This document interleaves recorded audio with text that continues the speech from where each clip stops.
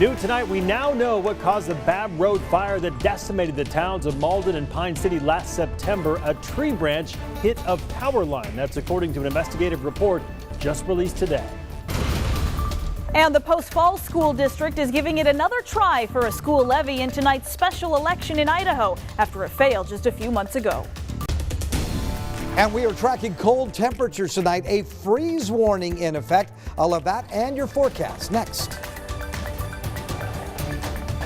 We are tracking some breaking news at this hour. The Washington Department of Natural Resources released its report on the Babb Road Fire that decimated Malden and Pine City last September. It found a tree branch hitting a power line sparked that devastating fire. Good evening and thank you for joining us for KREM 2 News at 5.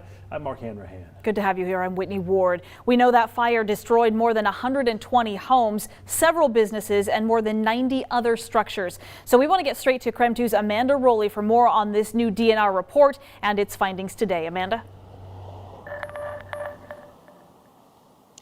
Yeah, this newly released DNR report coming as a bit of a shock to the Malden and Pine City community. As we mentioned before, it says the Babb Road Fire was started by high winds that knocked a branch off a ponderosa pine tree onto an Avista power line.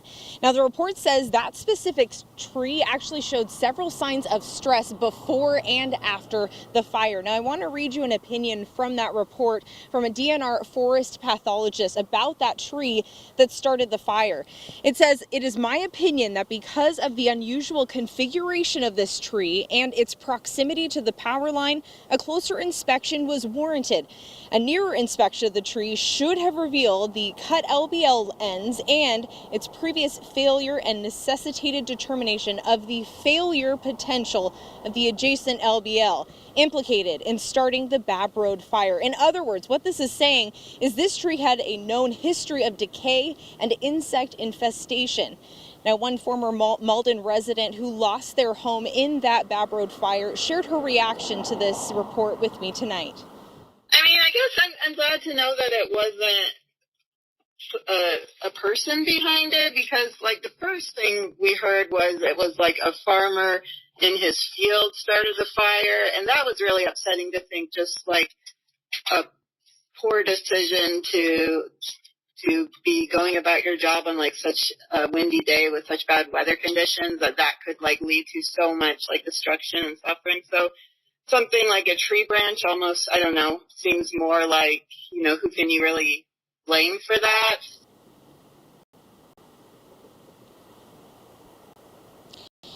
Now, we have not yet heard back from Vista with our request for comment about this report. I also reached out to Malden's Mayor Dan Harwood.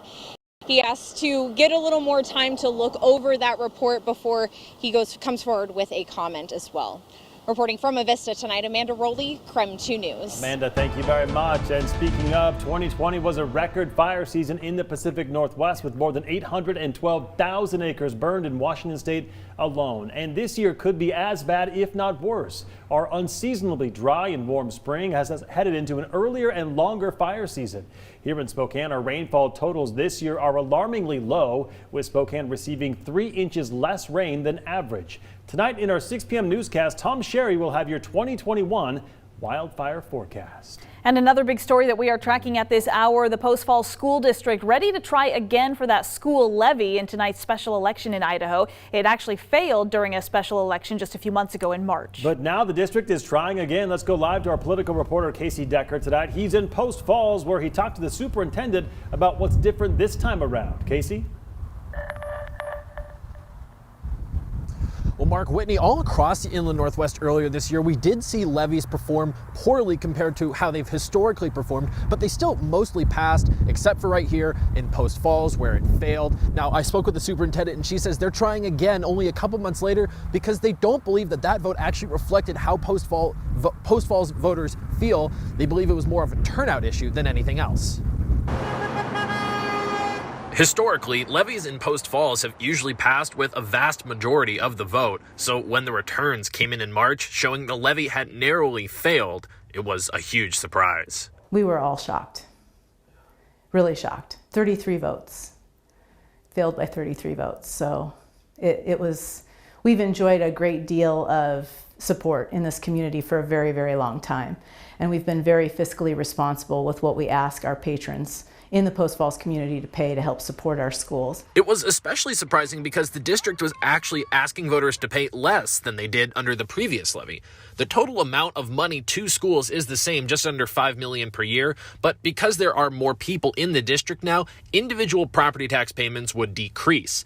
The money helps pay for everything from school nurses to after-school programs, making up 7.5% of the budget. And if it fails again, it'll mean cuts. Certainly we've had kind of preliminary discussions about what we would cut or what we would have to do without, or what programs we would need to eliminate. So given all that, why did the levy fail?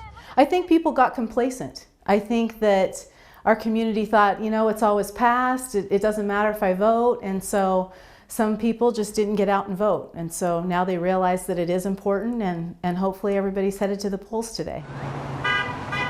Superintendent Dina Nacarado admits the district itself got complacent too and didn't advocate hard enough. This time they're changing tact. This go around, we've really revamped our website, gotten ourselves out there, really educated our staff and our parents about what the levy supports. Certainly, some voters will bristle at the idea of being asked to weigh in again on the same issue only a couple months later. But Nacarado thinks the real issue was a lot of voters never weighed in at all the first time. I don't believe that we heard from our constituents in March. There were roughly 3,000 votes cast in this town, and there's quite a few more people than 3,000 in this town, and about 17% of our parents voted in the last election, and I think more of them realize how important it is. So I don't believe that that was a representative sample about the way Post Falls feels about the Post Falls School District.